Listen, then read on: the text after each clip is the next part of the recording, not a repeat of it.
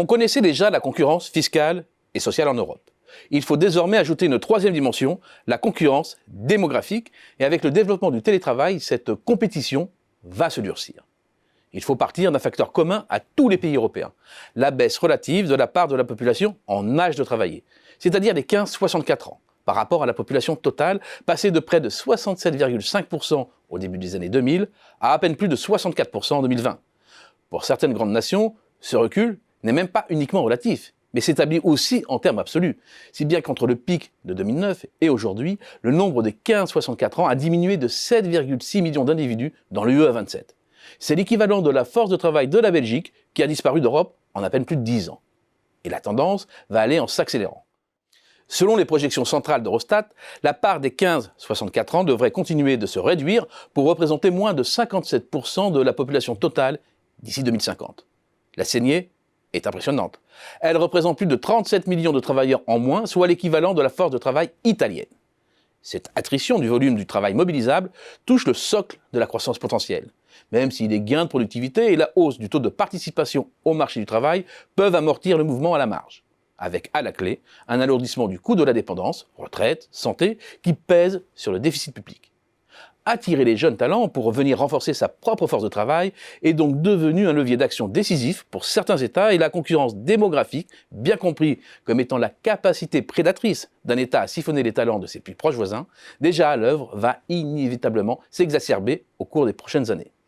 L'approche par le solde migratoire global donne une première information. Tous les pays, sans exception, dont le solde est négatif, se situent à l'est ou au sud de l'Europe, avec un record pour la Roumanie. Rapporté à la population des pays pour éliminer l'effet taille, ce sont deux États baltes, la Lituanie et la Lettonie, les plus pénalisés par la compétition démographique. Centrer l'analyse sur les 20-34 ans permet de mieux saisir l'ampleur du phénomène. La Lituanie se retrouve ainsi avec un déficit migratoire cumulé de plus de 54 000 jeunes entre 2013 et 2019, quand elle enregistre à peine 30 000 naissances par an. La Pologne, sixième pays européen par la taille de sa population, se retrouve aussi en déficit sur cette tranche d'âge. Certes, la tendance s'est inversée depuis 2018, mais sur 10 ans, c'est une perte de plus de 54 000 individus. Les évolutions dans les deux économies majeures du Sud sont plus difficiles à décrypter. L'Italie est devenue une principale porte d'entrée de migrants venus d'Afrique fuyant la guerre et la misère. Cela masque en partie l'hémorragie de jeunes talents locaux.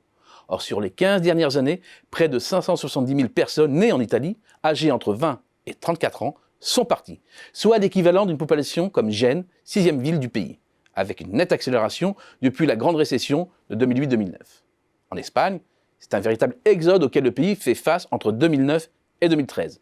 5 années durant lesquelles près de 880 000 jeunes ont quitté le pays. Un chiffre à comparer aux 430 000 naissances annuelles enregistrées en moyenne sur la période. Et si le soufflet est retombé, 100 000 jeunes environ quittent le pays chaque année. Quant à la France, elle est en léger déficit. Si certains perdent, d'autres gagnent. Ils sont situés au nord. En Allemagne, entre les départs et les arrivées des jeunes, le solde est structurellement positif d'environ 200 000 personnes en moyenne par an depuis 10 ans. Autres bénéficiaires de ces mouvements, l'Autriche, la Suisse, le Royaume-Uni, avant le Brexit, la Belgique, les Pays-Bas et la Suède. Autant de pays qui affichent des soldes migratoires excédentaires, l'Allemagne et le Royaume-Uni constituant les deux principaux pôles d'attraction. Et comme après chaque crise, la tendance à la concurrence démographique va se renforcer avec cette fois-ci une nouveauté en plus. La montée en puissance du télétravail ouvre des options en matière de mobilisation géographique de la main-d'œuvre en élargissant la concurrence, notamment dans le domaine des services.